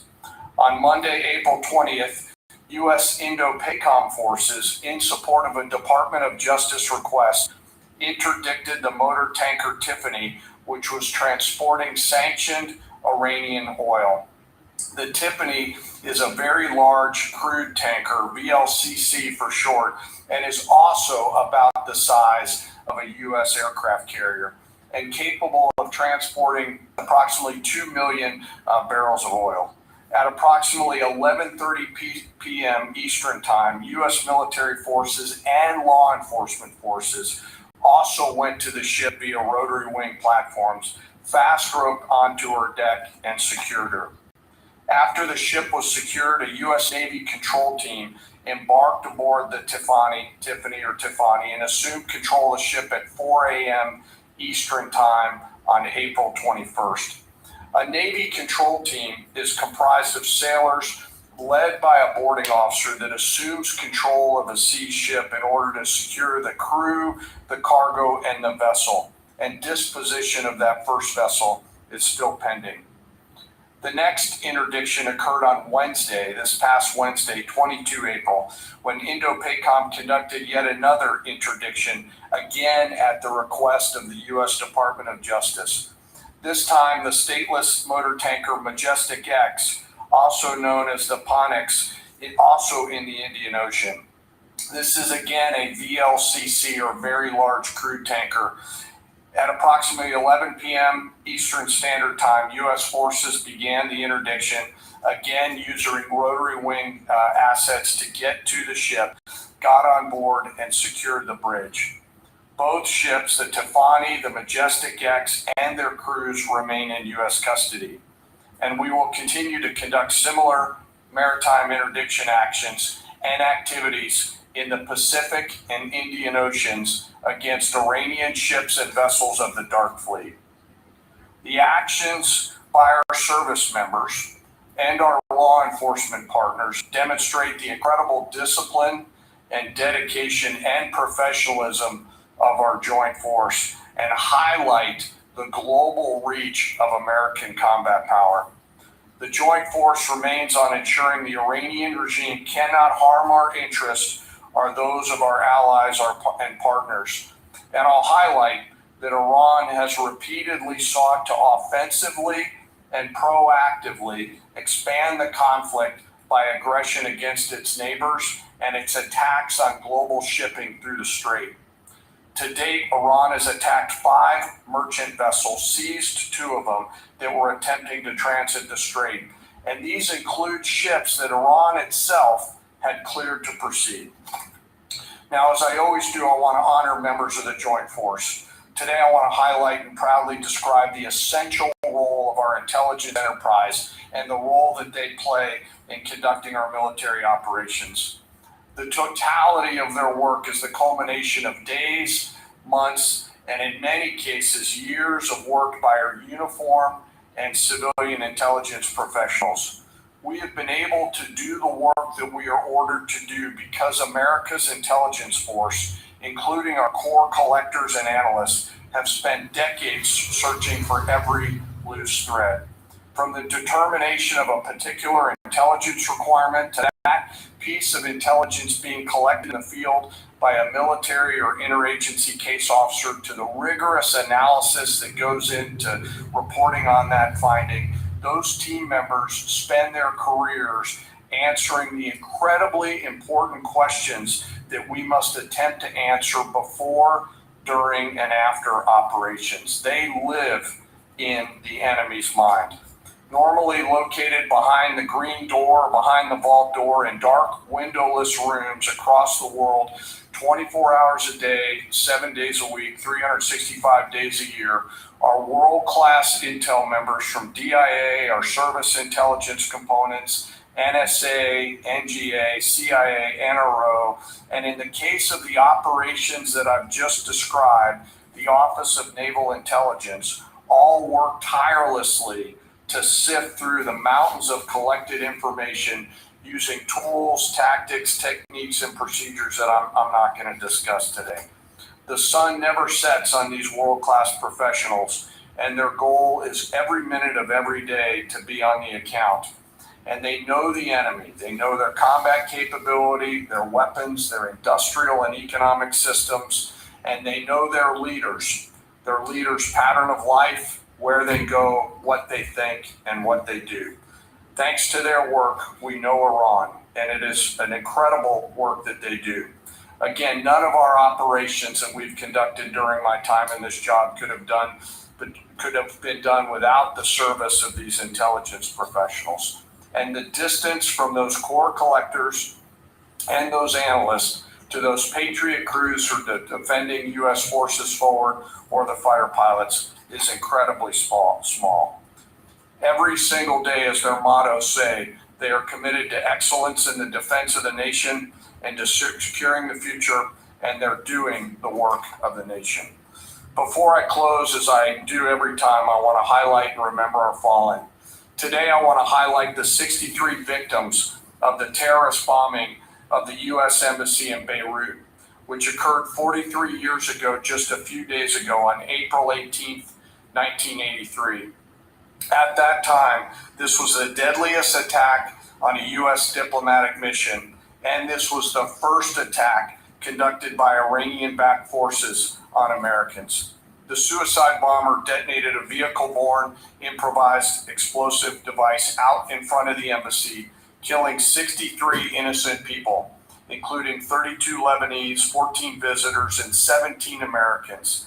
And among those lost, members of the Joint Force to include 3 Army soldiers and 1 United States Marine. We remember their names: Sergeant First Class Richard Twine, Staff Sergeant Ben Maxwell, Staff Sergeant Mark Salazar, and United States Marine Corporal Vincent McMaw. Today we remember them. We carry on their memory and the memory of all our fallen, and remain grateful for their sacrifice and that of their families, who continue to show us what courage looks like. As we continue to press forward and maintain these operations, the Secretary, the Joint Chiefs of Staff, and I are deeply humbled by the spirit, tenacity, and commitment and grit of the 2.8 million members of our Joint Force. The Secretary and I thank every member of the Joint Force engaged in this operation, every warrior who remains deployed or who is supporting from here at home. Thank you to, and thank you to your families. Sir, I'll turn it back over to you. Thank you, Mr. Chairman. We'll take a few questions. Thank you.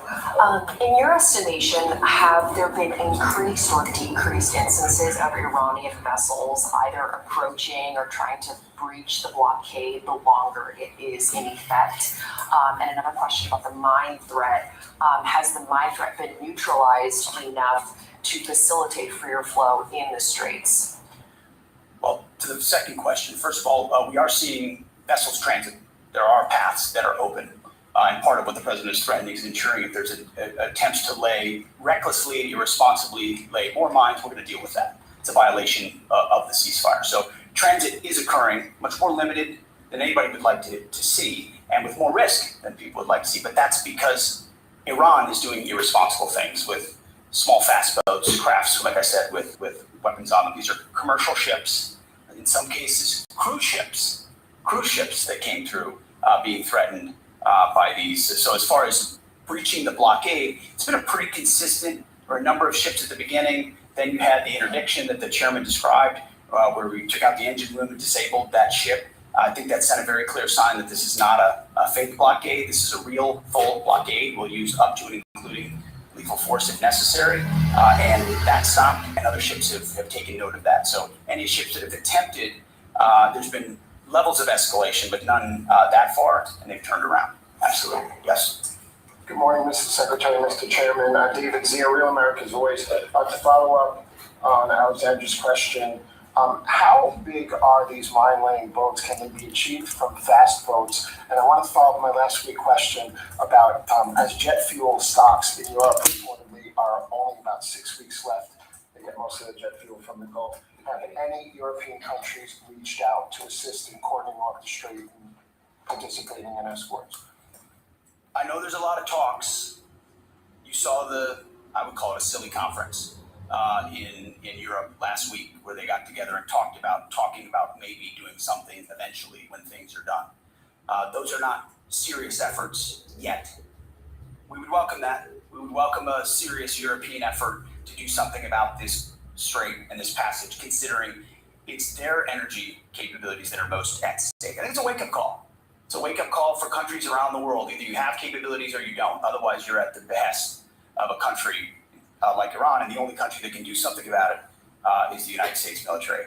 You want to talk about the mines and the small crafts? They have a variety of smaller Boston whaler-sized boats. We have forces up there deterring and preventing them from continuing to do that. We'll continue to do so pursuant to the orders of the Secretary and the President. But reckless mining like that is a violation of unwise the to do that, and very unwise to do. Absolutely, Jerry. Thank you. Pope Leo has made some strident comments about the war in Iran, and the U.S. Conference of Catholic Bishops recently put out a statement suggesting that the war does not fit the requirements of just war theory. And I wondered if the Pentagon had thought about this war against the terrorist regime in Iran in terms of the framework of a just war, and if either one of you could talk about that. And then just my second question would be, the Pentagon recently, this week, gave well-deserved award upgrades to the members of Gulf Company 2-1 Marines who served at HKI and Abbey Gate during the withdrawal and evacuation. I wonder if you Mr. Secretary, can speak a little bit about that and maybe give us a little bit more in terms of what to expect from this Afghanistan review in terms of further proper recognition and proper accountability. On the first question, Pope's going to do his thing, that's fine.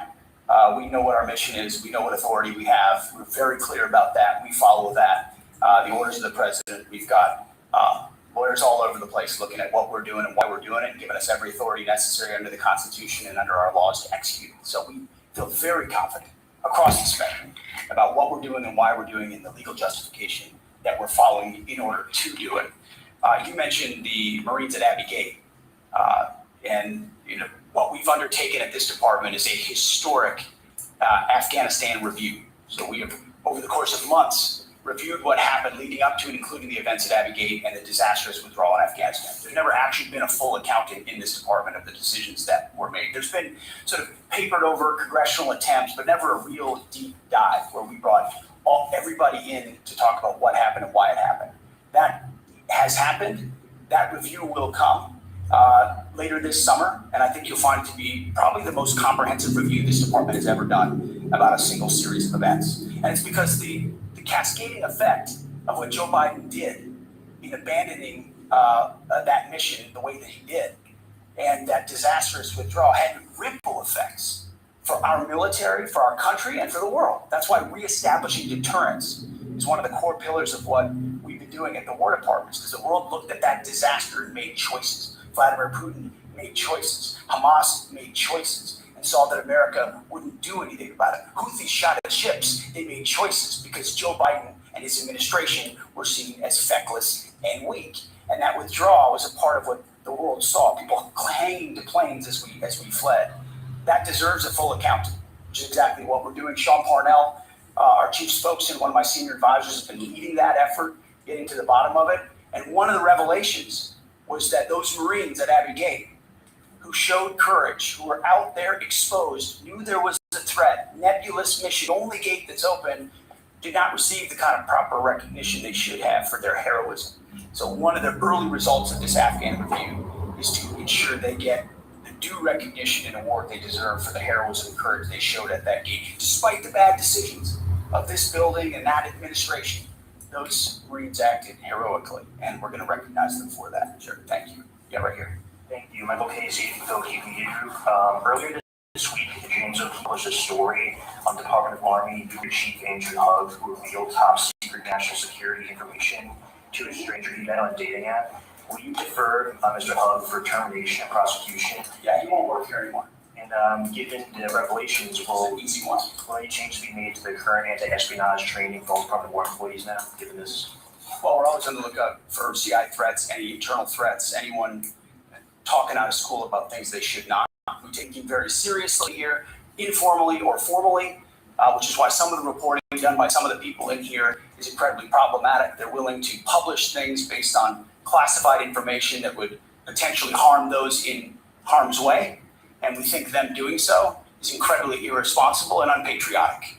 And it would encourage members of the press to think twice about the lives they're affecting when they publish things in their publications like the New York Times.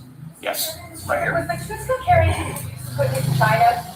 Sir, so I'm sorry, the question's right here. Thank you. Ryan Morgan with the Epic Times. Earlier this week, on that topic, there was a report, I believe, with the Washington Post that the Pentagon had briefed Congress that it could take up to 6 months to fully sweep the Strait of Hormuz for mines.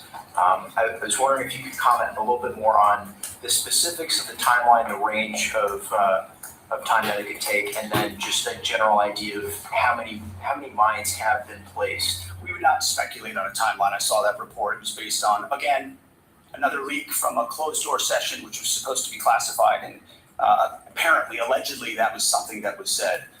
we feel confident in our ability in the correct period of time to clear any mines that we identify. And would encourage other countries to be a part of such an effort as well. But we're tracking that very closely. Mr. Chairman, do you want to add anything to that? No, sir. I think covered. Right here, new members of our press corps here.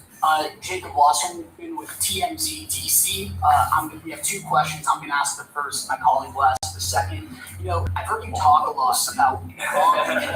Sorry? We'll see. Okay. I've heard you talk a lot about bombing people, places, and when you give these orders to carry out this extreme level of violence, what's going through your mind and your body? Do you have like an adrenaline rush? Are you scared? Do you feel like you're on a power trip? Just this through and paint this picture of what it feels like mentally and physically. It's a very TMZ question. My only thought process is to ensure that our warfighters have everything they need to be successful, defeat and destroy the enemy, and they come home. I want them to feel empowered, to have every authority they need within our rules and within our law to bring maximum violence to the enemy. Because war is violent, war requires doing difficult things, but I want our people to feel empowered, so it's our guys that come home and their guys that do not. Sure, I'll give you one chance. Charlie Cotton from Team ZDC. You changed the Department of Defense to the Department of War. Would you consider changing the name again to the Department of Peace, since that's what we're all after? Well, that's the pursuit. It's a great question, actually. You go from defense to war because you want to be proactive about peace through strength. And really, I gave a speech in front of generals about what the ethos of the War Department is all about, because I wanted to go through every echelon of this department. It means something. It's not just words. And when you fight a war the right way, the idea is on the other side, you bring about peace. That is what we'd like to see the most. In fact, I once did a video about the one institution that should win the Nobel Peace Prize every single year is the United States military, because we are the guarantor of the safety and security of not just of our country, but of a lot of people in this world. Last question. Yes, sir. Thank you very much, Mr. Secretary. I do appreciate your time. Since February 28, 725 drones and missiles have hit the Kurdistan region as your loyal ally, killing 22 people and injuring 100 others. Even after the ceasefire, Mr. Secretary, 20 more attacks were carried out. My question is, does that ceasefire include Iraq and the Kurdistan region? And really, what is your clear policy toward proxies? Why I'm asking this question, by President Massoud Barzani's statement, 5 times targeting his office, even targeting President of Kurdistan region residents in the Hawk City. We watch it very closely, and that area and those folks, the Kurds, deal with a lot of what the IAMGs or the proxies are capable of doing. And a reminder of the reverberating effect of this Iranian regime. It's not just what it does to its own people, killing 45,000 of its own citizens just recently, but it's also the terror they've brought to the region. And so getting a good deal and making sure they can't wield a nuclear weapon over top of those proxies is why this mission is such an important one. Thank you very much. So that is all we have on the updates on the war that is going on between United States, Israel, and Iran. It's something that concerns us. You can't run away from it. It's an international issue. Just like the blockade in the Strait of Hormuz, you can see how it's affecting the whole world. So each time we will be paying attention to what is going on and how things are being done. And you can see the Secretary of War giving the updates on what is happening, how far they have gone, and no relenting. So we pray that the issue will be resolved as soon as possible. And one thing again, while we are paying attention, is that I strongly believe that the war in Iran today is one of the things that is delaying the action of the United States against Nigerian government, because they wouldn't want to get involved in so many issues. The issue of Strait of Hormuz is already giving them a handful of issues.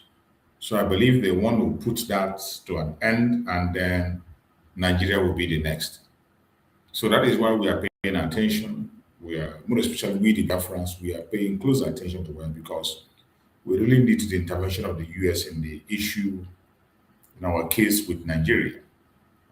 United States is going to do a lot of work. They will play a very big role there. So that is why it is important that we pay attention to what is happening in the United States and the war that's going on between Iran and Israel. It is very important. So my fellow Biafrans, I appreciate every one of you that have joined us on today's program. And remember, tomorrow is Monday, a special day as always, a day we remember our seat at home, a day we demand the unconditional release of Mazi Nnamdi Kanu, a day we reject Nigeria and everything it has to offer. So tomorrow we are still going to have a special program on the seat at home.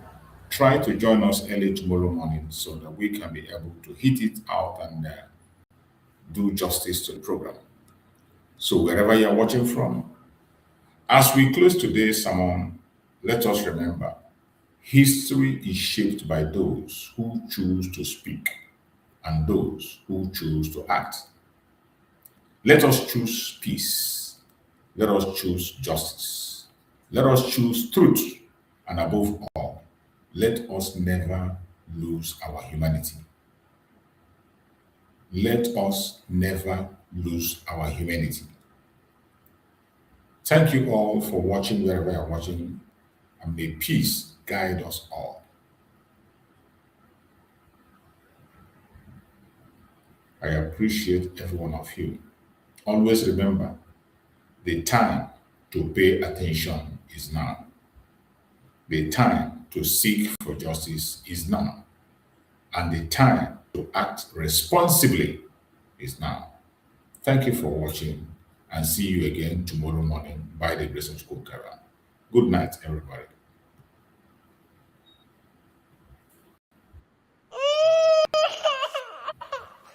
We need peace, we choose freedom. We need peace, we choose freedom.